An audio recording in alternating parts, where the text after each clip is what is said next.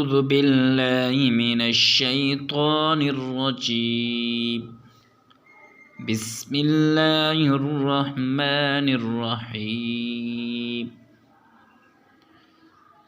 قل يا أيها الكافرون لا أعبد ما تعبدون ولا أنتم عابدون ما أعبد ولا أنا عابد ما عبدتم ولا أنتم عابدون ما أعبد लकुम दीनुकुम वलिय दीन।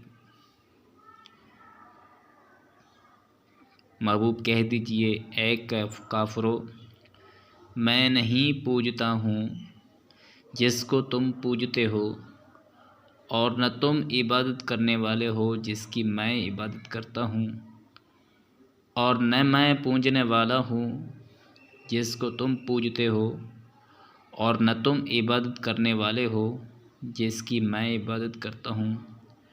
तुम्हारे लिए तुम्हारा दीन, मेरे लिए मेरा दीन।